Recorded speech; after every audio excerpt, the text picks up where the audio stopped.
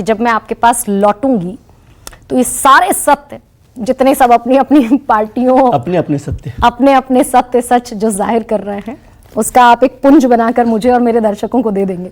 तो मुझे बताइए कि भ्रष्टाचार पर जब हम बात करते हैं तो निराश होते हैं क्या? बस ये है कि किसका वोटर किससे सध जाए, किस दावे में उलझ जाए और किसको वोट देने के नाम पर बटन पर उंगली दबा आए, भ्रष्टाचार कहीं पीछे छूट जाए, ऐसा कुछ है क्या इस देश में? देखिए गरिमा जी, जितनी अभी साथ सबने अपने अपने सत्य की बात की जो आपने जिक्र किया, उसमें कुल मिलाकर क्या हुआ कि जो वोटर है वो जाहिर है, जो आपने बात ठीक की कि भ्रष्टाचार के खिलाफ लड़ाई में वो निराश है। दूसरा, उसको ये समझ में आया अपने अपने सत्य से कि सभी लोग एक ही उसमें बैठे हुए हैं, अम्माम में कह लें, किसी भी चीज़ में, एक ट्रेन में बैठे हैं, एक बस में बैठे हैं, लेकिन सभी लोग बैठे हुए हैं और सभी पर दाग हैं और इसलिए सब लोग एक दूसरे को बचाने की कोशिश कर रहे हैं या जब नंबर आता है तो अपना अपना आरोप लगाते हैं। इलेक्टोरल बॉन्ड को लेकर बहुत चर्चा हो गई, इलेक्टोरल बॉन्ड पर बात हुई, हमने पहले भी चर्चा की थी कि मैं इसको मेरी बात नहीं है, सुप्रीम कोर्ट ने कहा कि ये ट्रांसपेरेंट स्कीम नहीं थी। ये बात सुप्रीम कोर्ट ने कही है। सबसे बड़ा मसला ही क्या आया, सुप्रीम कोर्ट ने कहा कि ये ट्रांसपेरेंट नहीं है, असंवैधानिक है, अनकॉन्स्टिट्यूशनल, और अनकॉन्स्टिट्यूशनल भी उन्होंने ट्रांसपेरेंट नहीं थी इसी वजह से कहा। हाँ, तो इसलिए ये दावा बार बार करना कि वो अनकॉन्स्टिट्यूशनल मतलब ट्रांसपेरेंट थी, वो तो ठीक ही नहीं है। हाँ, ट्रांसपेरेंट किस तरह से थी? पार्शियल ट्रांसपेरेंट थी। पार्शियल ट्रांसपेरेंट थी कि जो भी सरकार में रहेगा उसे पता होगा कि कौन किसको चंदा दे रहा है, ये उसमें ट्रांसपेरेंसी थी। अब इलेक्टोरल बॉन्ड से अगर सर मैं इस डिबेट को थोड़ा आगे ले जाऊं कि विपक्ष कह रहा है कि इलेक्टोरल बॉन्ड में बीजेपी ने भ्रष्टाचार किया, प्रधानमंत्री चुरू में कह रहे हैं कि सारे भ्रष्टाचारी एक एक करके जेल जाएंगे, तो ये जो भ्रष्टाचार की लड़ाई है ये 2024 में कहां खड़ी है? क्योंकि 13 में इसी पर सरकार बदली गई, बिल्कुल 24 में किसका दावा ज्यादा मजबूत कि ये कह रहे हैं हमें बेगुनाह है, हम फंसाया गया है, वो कह रहे हैं कि सब जेल में जाएंगे। नहीं, बिल्कुल ठीक बात है। देखिए 2013-2014 का जो इलेक्शन था और 2024 के इलेक्शन में एक फर्क आ गया। हाँ। 2014 का इलेक्शन मुझे याद है, जो 2012 से शुरू हुआ था करप्शन का मसला, वो 2014 तक पहुंचते पहुंचते एक ब्रांड बना दिया था आपने कि वो सरकार करप्ट सरकार है। आज की तारीख में क्या है कि जो प्रधानमंत्री जी कह रहे हैं कि भ्रष्टाचार के खिलाफ लड़ाई लड़ रहे हैं, वो ठीक है, भ्रष्टाचारियों को ला रहे हैं, आपने भी जिक्र किया वो 23 और लोगों का जो जिनकी फाइल जो है कोल्ड स्टोरेज में रख दी गई है, उसका नतीजा ये हो रहा है कि आज भ्रष्टाचार उस तरह से इशू नहीं बन पा रहा, क्योंकि सब वोटर को लग रहा है कि भ्रष्टाचार में तो सब लोग शामिल हैं। इसलिए भ्रष्टाचार के खिलाफ जो लड़ाई होगी वो मुझे नहीं लगती कि 2024 के चुनाव की, चाहे वो भारतीय जनता पार्टी सब लोगों को लाकर कर रही हो या जो दूसरी पार्टियां भ्रष्टाचार के मामले पर भारतीय जनता पार्टी को आरोप लगा रहे हो। नहीं, राहुल गांधी तो कह रहे हैं कि भाई 180 भी पार नहीं करेंगे।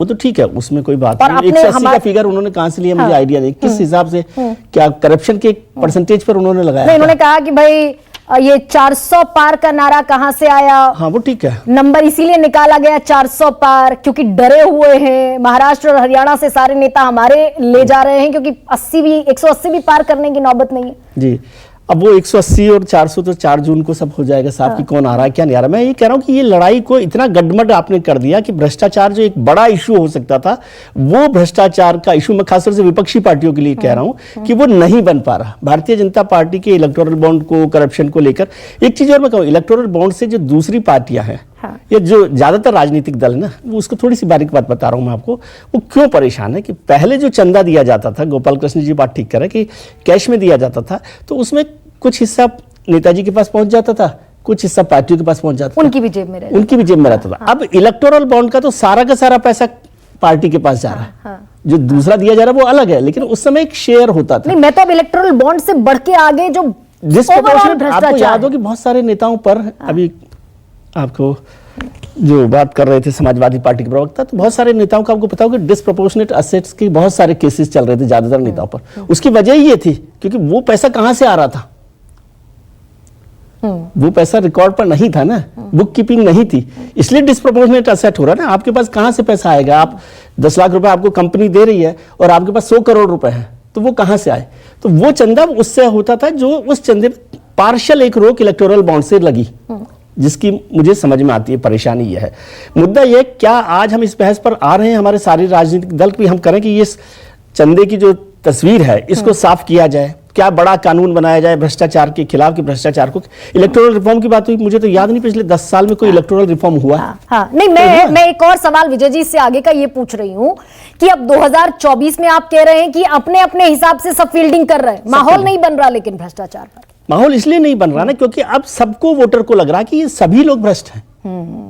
मतलब ये गंभीर बात मैं कह रहा हूँ, यानी कि ये भी लग रहा है ना कि बीजेपी भी भ्रष्ट है। हाँ, सब लोग, मतलब बीजेपी को आप अलग क्यों, वो तो सबसे बड़ी पार्टी है, आप उसे क्यों अलग करके देख रहे हैं? वो सबको लग रहा है, और इसलिए भ्रष्टाचार के खिलाफ जो बीजेपी की लड़ाई है वो भी विपक्षियों के ऊपर कोई बड़ा गंभीर, मतलब बीजेपी जीतेगी नहीं जीतेगी वो अलग इशू है, लेकिन भ्रष्टाचार के आधार पर भाई इस पार्टी ने सबको भ्रष्टाचारियों को बंद कर दिया, उसका फायदा कितना होगा मुझे नहीं पता, लेकिन नुकसान थोड़ा बहुत हो सकता है। नुकसान हो सकता है। तो गोपाल जी, ये नुकसान झेलने के लिए तैयार हैं आप कि प्रोजेक्शन कुछ और, आप तस्वीर कुछ और दिखाते हैं, कहते कुछ और हैं, एंड आपके कर्म और वाणी दोनों में सामंजस्य नहीं, कहते कुछ और हैं, करते कुछ और हैं। उनको भ्रष्टाचारी कहते हैं, सारे भ्रष्टाचारियों को गोद में बैठा लेते हैं।